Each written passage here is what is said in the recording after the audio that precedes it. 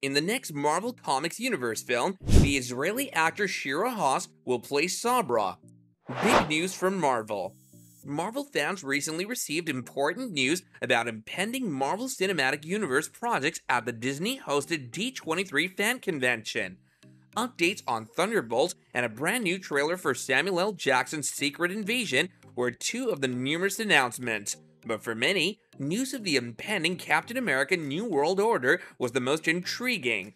The fourth installment of the Captain America franchise will star Anthony Mackie's Sam Wilson as the title character. Wilson succeeded Steve Rogers, played by Chris Evans, as Captain America after the events of Avengers Endgame as described in the Disney Plus series The Falcon and the Winter Soldier. A number of significant characters who will feature in the film were also revealed, including Tim Blake Nelson's return as Samuel Stearns, otherwise known as the Leader, Carl Lumbly's portrayal of Isaiah Bradley, and the introduction of Shira Haas as Sabra. Earlier characters for Haas. Israeli-born actress Haas got her start in the country's film business. The domestic Hebrew-language drama Shtisel, which she portrayed a little girl brought up in an ultra-Orthodox Jewish family, gave her her big break. She played Esther, a young ultra-Orthodox girl who runs from Brooklyn to Berlin in an effort to avoid an arranged marriage in Netflix as an Orthodox in 2020. It doesn't come as a surprise that a rising talent like Shira Haas was chosen for the character of Sabra, since it seems like every notable actress ultimately appears in an MCU film.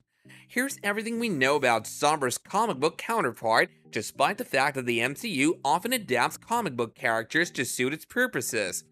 Powerful mutant Sabra is of Israeli descent. Sabra is an Israeli-born mutant whose true name is Ruth Bat Seraph, which roughly translates from Hebrew to mean friend, daughter of an angel. Sabra first appeared in 1980 in the pages of Incredible Hulk. She was reared in a government-run kibbutz, a typical Israeli agricultural community, from an early age when her mutant powers first came to light, where she also received her training to become the first mutant special forces officer for the Mossad, Israel's secret agency. Sabra's character. Sabra has improved reflexes, strength, speed, and durability. She's also capable of regeneration. However, unlike certain healers such as Wolverine, Sabra is unable to repair full body parts. She can, however, transfer her healing energy to others, sparing their lives or temporarily bestowing on them modest abilities. An anti-gravity cape that enables her to fly and a suit that shoots paralyzing darts from the wrist are accessories to her talents. Nobody knows how Sabra will be introduced to the MCU in Captain America New World Order. Sabra is the only MCU character that's as deeply ingrained in the culture of a genuine nation as Captain America and Red Guardian, played by David Harbour. Wakanda is proudly represented by Black Panther, played by Chadwick Boseman, but as it's a made-up nation, it doesn't have the same geopolitical weight as, say, Sabra or Captain America. Delon Musson and Malcolm Spellman, who also wrote The Falcon and the Winter Soldier, are penning New World Order. Perhaps they'll find a similarly intriguing viewpoint from which to investigate a character like Sabra. That program made an honest effort to address the inherent hazards of patriotic icons like Captain America, while also looking at the darker aspects of the American heritage. Mossad Agent. Sabra, a superpowered mutant who first appeared in the Incredible Hulk comics in 1980, has drawn criticism for being included in an MCU film because she's a Mossad agent involved in the Israeli-Palestinian conflict, and in her first significant comic book appearance, she doesn't recognize a dead Arab boy as a human being until she hears the Hulk make an emotional speech.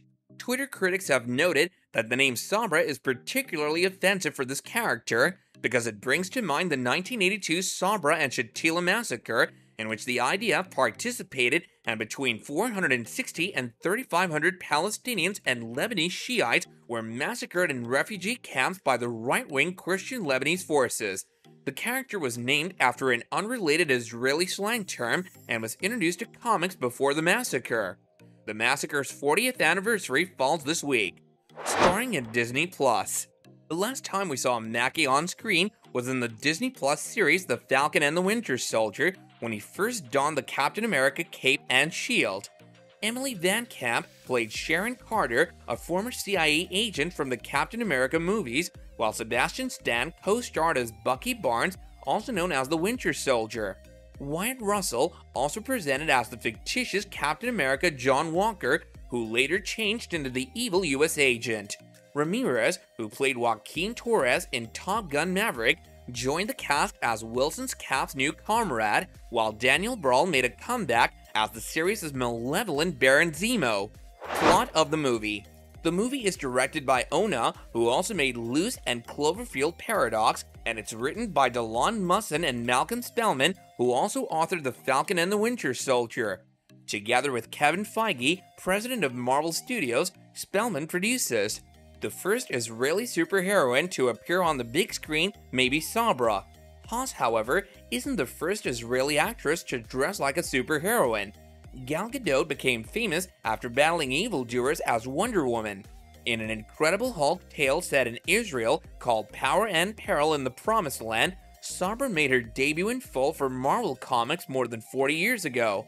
Sabra's alter ego, Ruth Bat Seraph, is the first superhuman agent for the Mossad, but she gets into a fight with the Hulk because she mistakenly thinks he's supporting Arab terrorists.